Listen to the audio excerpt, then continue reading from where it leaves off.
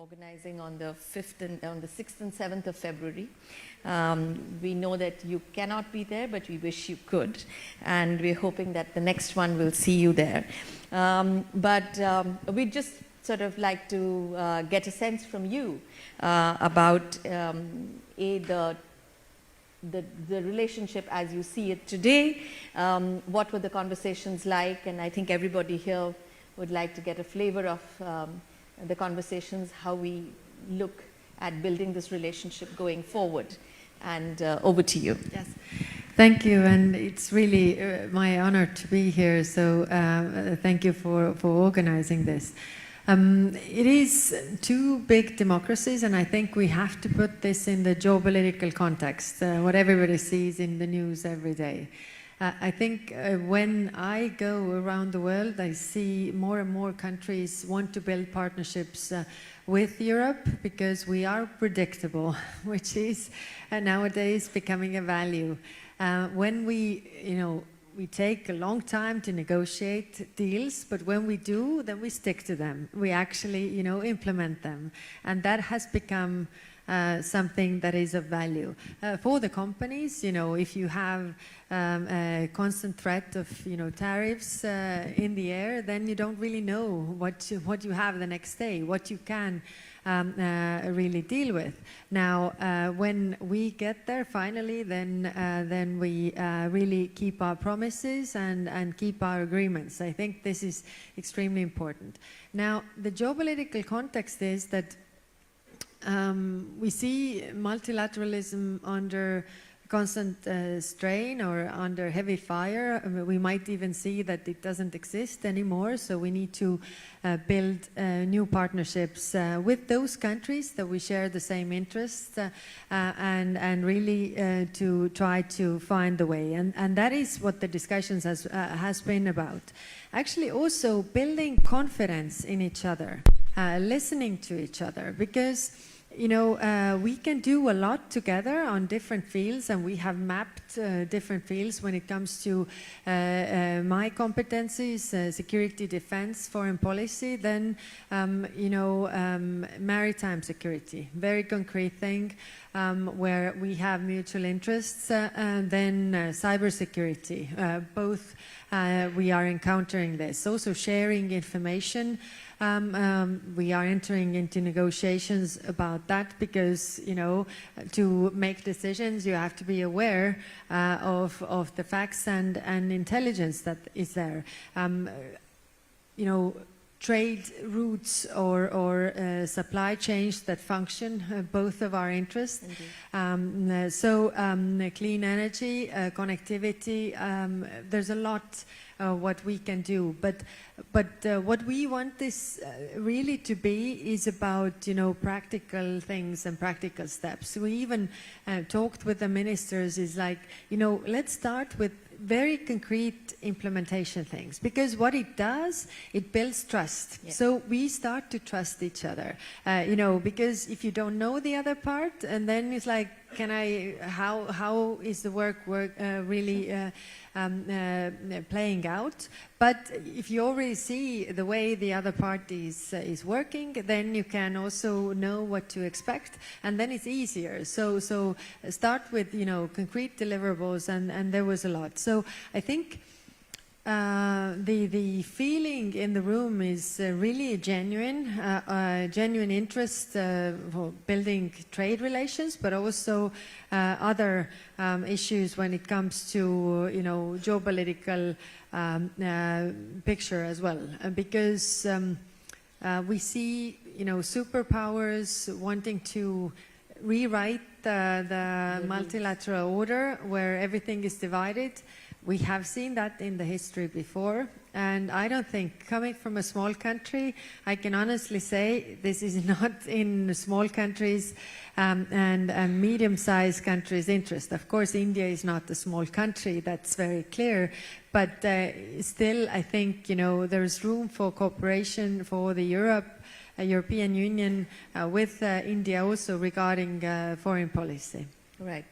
We have sort of traveled quite a journey, and in a sense, the current geopolitical shall we say, fragmentation of the world has in some ways helped brought the two powers together.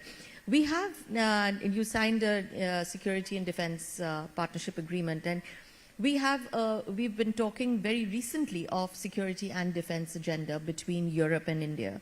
The European security theater is slightly different from the Indian security theater, but so how do you see this partnership in security and defense playing out? Yes, our regions are different, but we have some very common challenges as well. I mean, let's start with the maritime security. Very concrete, weaponization of trade routes, weaponization of supply chains that we see, and this is in our mutual interest that it doesn't go that way. So this is something we already have, joint naval exercises. We can do more of them. But also there is interest in cooperation between our defense industries or our EU member states and also Indian defense industry, because you can see that we have this existential threat coming from Russia at this time. We have our member states increasing their defense expenditure, and then it also comes down where you can buy capabilities and with whom you can cooperate. Yes, of course, in the first round we also want to this money to go to the European industry, but if the European industry is not able to deliver, then we can buy outside. And I think the competition that comes from also such a big country like India is also beneficial for our industries to work then faster and to find solutions. So this is something very concrete. Then cybersecurity. We have learned a lot being under cyber attacks and what we can do. And what I always say is that it's clear in the cyberspace that, the bad guys work together. So the good guys should as well share information and address these issues, because nowadays it's not only an issue of the hardcore security, but it actually has an impact on the economy as well. If companies are cyber attacked, they could go out of business, not providing essential services that people need. So there is definitely room for cooperation. Hybrid threats.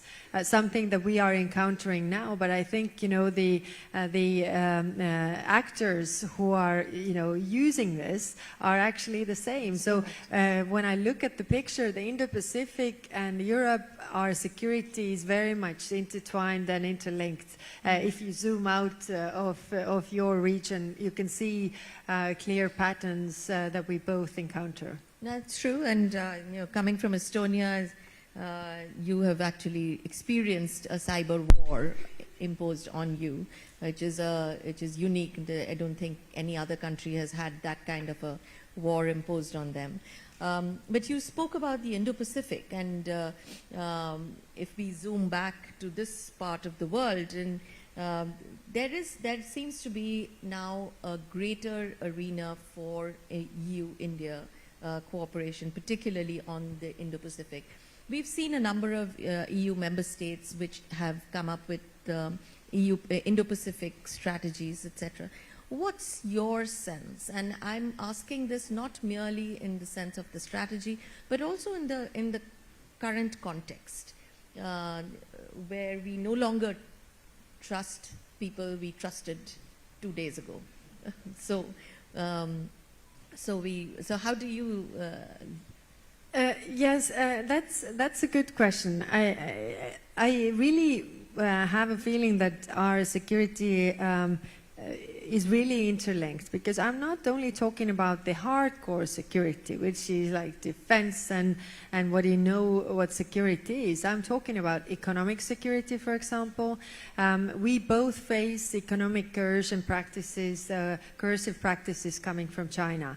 And, to address this, alone, we are both weak, but together we are much stronger to stand up for this, because it's also, our companies that are hit, and if our companies are hit, our people are hit because of the prosperity and jobs are not there, and this is not fair. So again, that's why the free trade agreement is important, but also to think about it further, and there are other